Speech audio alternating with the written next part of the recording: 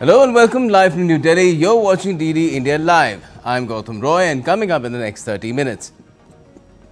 Egypt set to present a plan for Gaza, sidelining the Hamas to Arab leaders in Cairo, contrary to Trump's Rivera of the Middle East fantasy. The EU chief lays out a plan for mobilizing up to 800 billion euros for Europe's defense after Trump pauses all Ukraine military aid. The Kremlin rubs the move the best contribution to peace. Trump's 25% tariffs on Mexican and Canadian imports and 20% on Chinese imports take effect. Over $1.3 trillion of annual trade to be hit. And Australia sees steady departure of its batsman as Steve Smith holds on to one end with a 50 after winning the toss and batting first against India in the Champions Trophy semi-final in Dubai.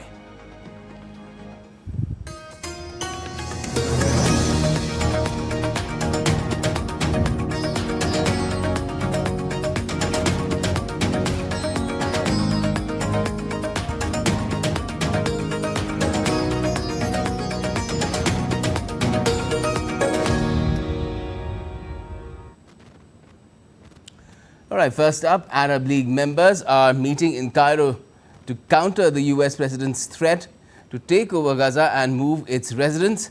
The summit, convened by Egypt, aims to formulate a unified Arab stance on the Palestinian issue and present an Arab counter-proposal to US plans for the displacement of Gaza's population. UN Secretary General Antonio Guterres will also join the Arab emergency meeting. Now, Arab foreign ministers met in the Egyptian capital on Monday for a closed-door preparatory session centered on a plan to rebuild the territory without displacing its people.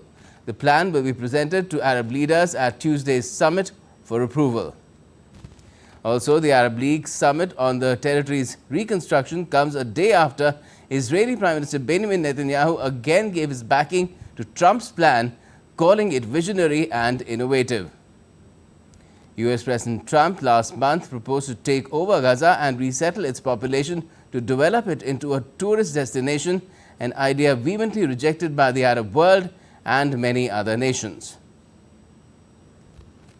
Israel on Tuesday signaled readiness to move to the second phase of the Gaza ceasefire deal, but stressed that an agreement on the release of hostages held by the Hamas is crucial to extend the framework. Speaking in Jerusalem, Israeli Foreign Minister Gideon Saar said, "We demand total demilitarization of Gaza, Hamas and Islamic Jihad out and the return of our hostages. If they agree to that, we can implement it tomorrow." Now, the European Commission has proposed 150 billion euros in joint EU borrowings to provide defense loans to member states. The plan is part of a broader 800 billion euros financial effort aimed at strengthening Europe's defense capabilities. European leaders agreed to increase defense spending to demonstrate that the continent can protect itself.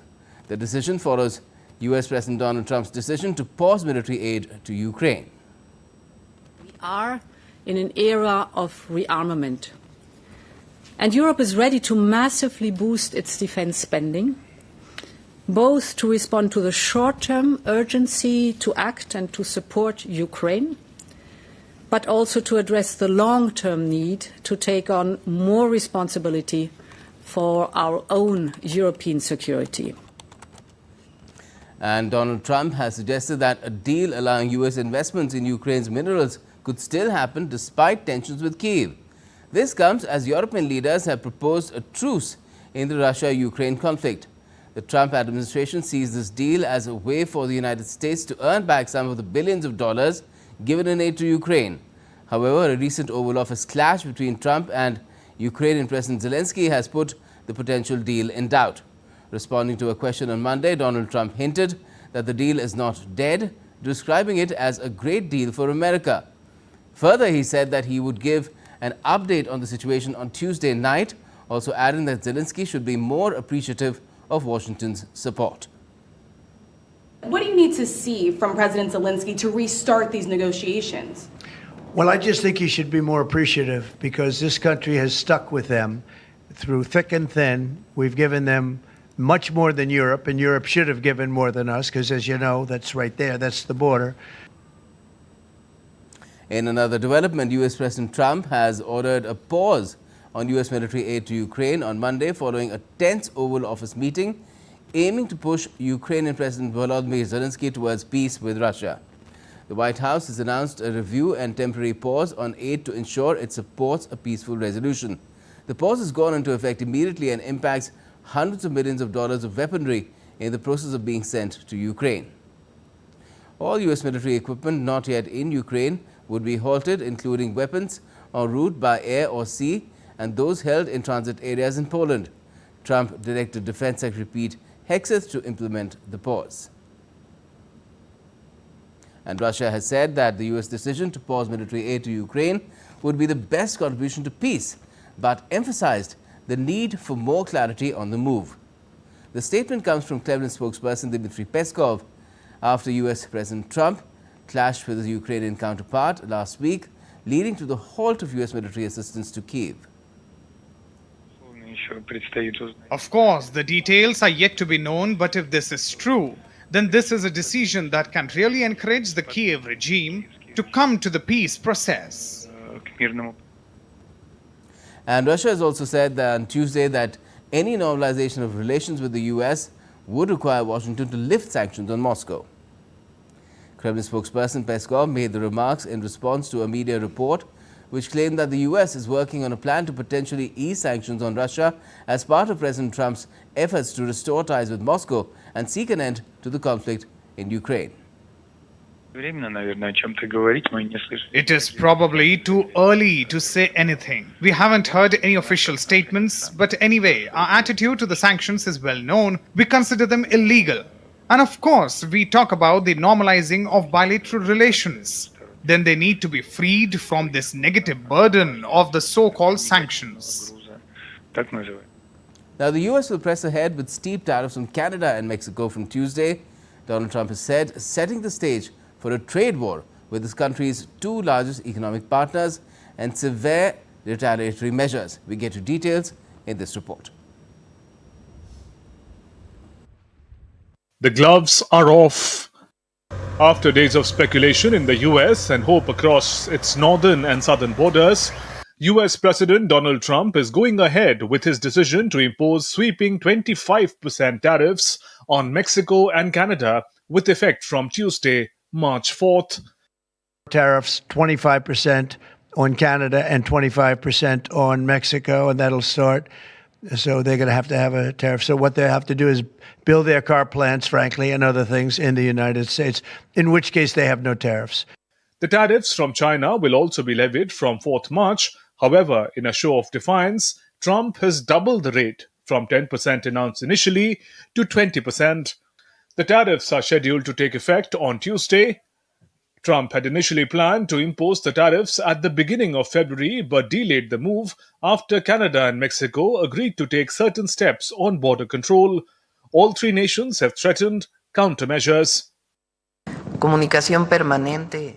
Whatever their decision is, we will also make our decisions, and there is a plan and there is unity in Mexico. That strengthens us a lot. Y vamos a esperar qué pasa. Canada announced retaliatory tariffs in a statement from Prime Minister's office. Canada said it will start with 25% tariffs on US imports worth 30 billion Canadian dollars from Tuesday, and thereafter an additional $125 billion worth in 21 days. It added that Canada's tariffs will remain in place until the US trade action is withdrawn, and if it is not withdrawn, provinces and territories will pursue several non-tariff measures. China has already announced tariffs on energy imports from the US. After the latest salvo by Washington, further retaliation is anticipated. Trump administration has imposed sweeping tariffs to boost home manufacturing that may or may not happen in the long term, but the short-term effects are already being felt in the way the decision has sent stock markets into a tailspin. After initial jitters, no one wants to hazard a guess for how long it will take to calm the aftershocks. Bureau Report, TD India. And China has hit back at fresh US tariffs, imposing 10 to 15% hikes on American agriculture and food imports escalating trade tensions between the world's top two economies. Beijing also placed 25 US firms under export and investment restrictions on national security grounds, including 10 companies targeted for arms sales to Taiwan. The move comes as the additional 10% duty imposed by the US and its President Trump has taken effect, bringing total tariffs to 20% in response to what Washington calls Chinese inaction over drug flows. The Taiwanese government has pledged to support TSMC's $100 billion investment in the United States, which includes plans to build 5 new chip facilities. However, Taiwan aims to ensure that the most advanced semiconductor technologies remain in Taiwan. This announcement has come alongside a statement from Taiwan's Minister of National Defense, Wellington Koo, who emphasized that the US cannot afford to abandon the Indo-Pacific region due to its vital national interests, particularly concerning Taiwan's security.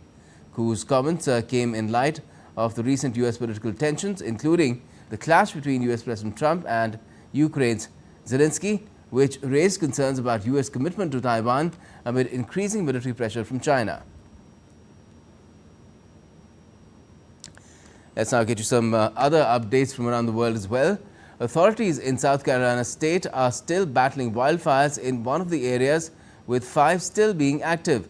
More than 4,000 acres of land has been burnt in almost 200 fires, prompting emergency alert in the American state. A group of 57 migrants, including women and children, were rescued by Spanish Coast Guard off the Canary Islands on Monday night. They were later transferred to port in Argungin in Gran Canaria for medical aid and support. Japan's Fire and Disaster Management Agency on Tuesday said that the fire has spread over 2,600 hectares of land, and 4,596 people have been ordered to evacuate in the northeastern city of Ofunatu. The fire that broke out on the 26th of last month has claimed 1 life so far. These are forest fires, most unprecedented record forest fires in Japan. Now, the Asian Development Bank has lauded India's efforts towards 3R economy. DD India's Vishal Baristo caught up with the country's director, ADB, at the 12th Regional Conference of Asia Pacific in Jaipur. India is committed towards the 3R economy, and that is reduce, reuse and recycle. And I have with me the country director of Asia Development Bank, Ms. Mio Oka. Let's talk to her and find out. When we talk about India and 3R economy in the Asia Pacific, what do you have to say? Right, India is doing a great job, and we are happy to support the 2 areas that we are focusing on. One is waste management, so we support Swachh Bharat mission. Another one is the reuse of water. Water is a very important resource. So through Meghalaya, we do water harvesting structures, and we like to expand this kind of practice all over India. When we talk about the role of ADB, so what is going to be your help in realizing this vision and mission of India? Yes, of course, ADB is a bank. We provide the resource. But what's more important is what comes with the resource. So first, we provide the knowledge. So like I mentioned in the meeting, we supported the government to come up with the idea, concept, Urban Challenge Fund. That's what we did. And plus, we can come with the climate financing. That can be a concessional financing. Those are what we call ADB value addition. So what kind of financial help can ADB offer to India? So last year, we became the biggest development partner, providing $4.24 billion US through 22 projects. We will continue to support that level of lending. But additionally, we come up with almost 600 million of private sector financing. So we are there to increase more on the private sector financing. With cameraman Gaurav Giri in Jaipur, this is Vishal Baristo for DD India. And still to come on this in this edition of DD India Live, an exclusive conversation with DD India's Jessica Tereja. Belgium's foreign minister says keen to align with India's Viksit Bharat vision. And Guyana's Prime Minister Mark Phillips arrives in New Delhi to attend the World Sustainable Development Summit 2025.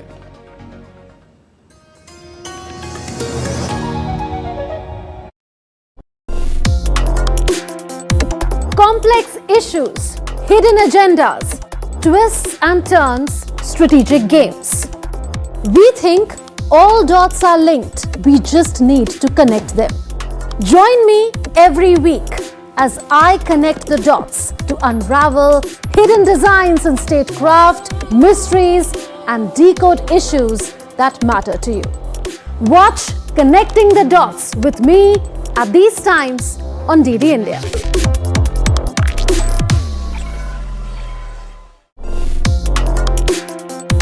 Complex.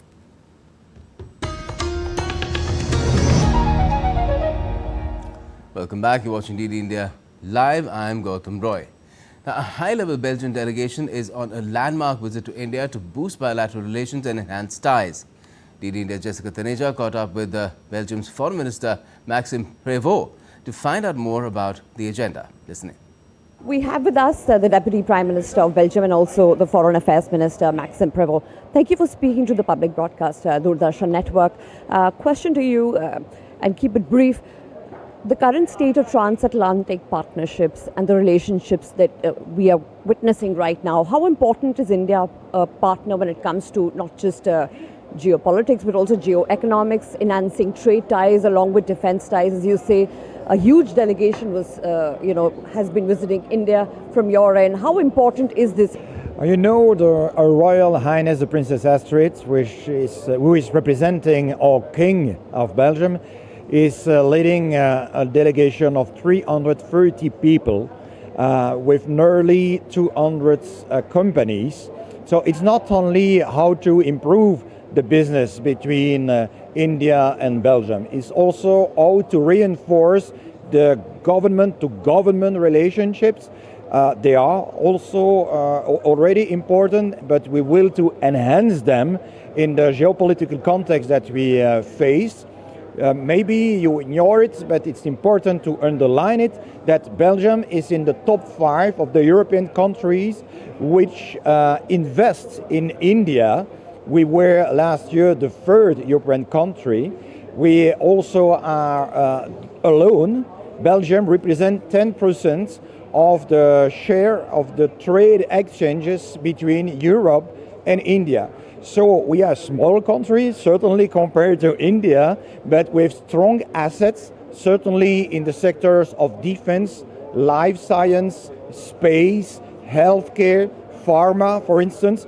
It means that all those sectors are also very strategic for the development in India. And so I'm sure that that's assets from Belgium, which can be aligned with the Viksit Bharat approach of the Indian government. So if we can have a win-win partnership, which will be stronger tomorrow than it was by the past, it will be a good operation with added value for both populations. Just very quickly, how has your experience been so far in India, and what are your big takeaways that you're going to go home with? They're very positive, but to be honest, it's impressive. When we have a look on the way the government is pushing the digitalization of the civil society, when we have a look on the investment on infrastructure, which are very key and strategic for the competition of a country in order to create ties between big cities but also the countryside. When we have a look on the way the government directly supports the healthcare costs of its population, it's really a source of inspiration, and so it's why it's so important for Belgium to have a strong partnership with India. Thank you for speaking to us. Appreciate you taking our time. That was Deputy Prime Minister of Belgium and the Foreign Minister telling us that his visit remains impressive, and there's a lot in terms of takeaways he would be going back home with, especially when it comes to trade ties and also laying the framework for a defense partnership, also the two armies potentially looking to train together in the future, if that is one to be explored. This is Jessica Taneja with video journalist Piyush for DD India in New Delhi. Now, Guyana's Prime Minister, Brigadier retired Mark Phillips, arrived in Delhi on Tuesday to attend the World Sustainable Development Summit 2025. India's External Affairs Ministry spokesperson has said that the Guyanese PM's visit to India will add further momentum to the strong and growing multifaceted relationship between the two nations. The World Sustainable Development Summit will be held from the 5th to the 7th of this month with the theme Partnerships for Accelerating Sustainable Development and Climate Solutions. Now, exploratory talks for coalition negotiations between the Conservatives and Social Democrats are underway in Germany just over a week after federal elections. And the stakes couldn't be higher, with Europe's biggest economy stuck in recession and the continent facing cause to raise defense spending. DW correspondent Chiponda Chimbelu is now joining us from Berlin with more on this. Good evening to you, Chiponda. Where do talks stand right now? Thanks for having me. Well, the Conservatives, the CDU, and its Bavarian sister party, the CSU, are trying to reach an agreement on defense spending with the Social Democrats, the SPD. And this has, of course, become even more apparent now that the United States president has announced that his country is pausing all military aid to Ukraine. Now, the German Conservatives would like to get an agreement on defense spending even before the new Bundestag, the parliament, convenes for the first time towards the end of this month. And the rush to do that isn't just a matter of urgency regarding the war in Ukraine.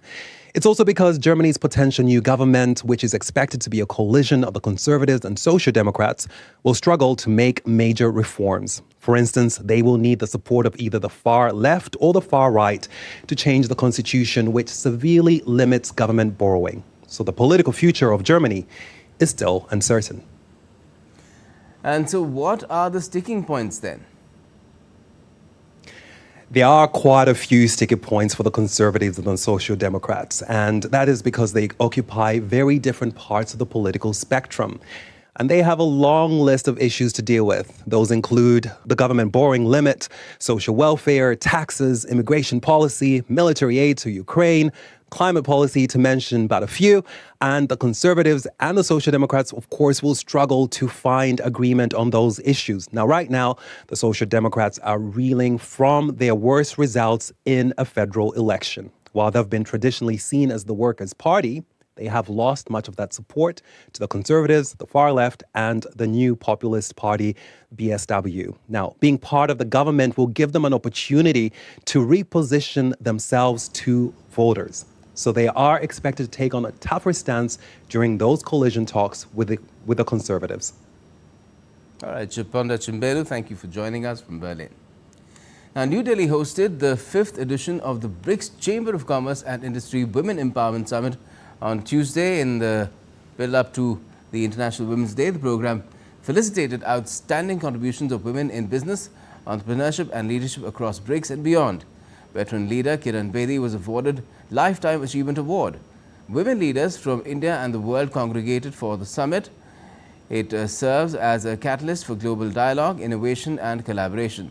Delhi Chief Minister Rekha Gupta was the chief guest at the program. पूरा world wide जिस तरीके से BRICS ने ladies को, महिलाओं को एक working platform दिया, और वुमेंस डे की बात सभी करते हैं, पर एक्चुअल में महिलाओं को एक प्लेटफॉर्म देके उनका कैलिबर, उनका टैलेंट और उस एक्सपोजर को आगे बढ़ाने की बहुत कम प्लेटफॉर्म होते हैं, बहुत कम संस्थाएं होती हैं. I really appreciate BRICS. I think many women confuse the role of leadership as in having to have all the answers. I think the nature of being a woman is that we are very intuitive. Again, we are very empathetic, which means we are willing to take in a lot of data, and we are willing to consult. And I think if everybody has that kind of leadership style that says, I actually do not know much and I'd like to hear from you, I think the concept of facilitating a response creates a much better leadership journey, not just for the leader, but for everybody who's coming along for the journey.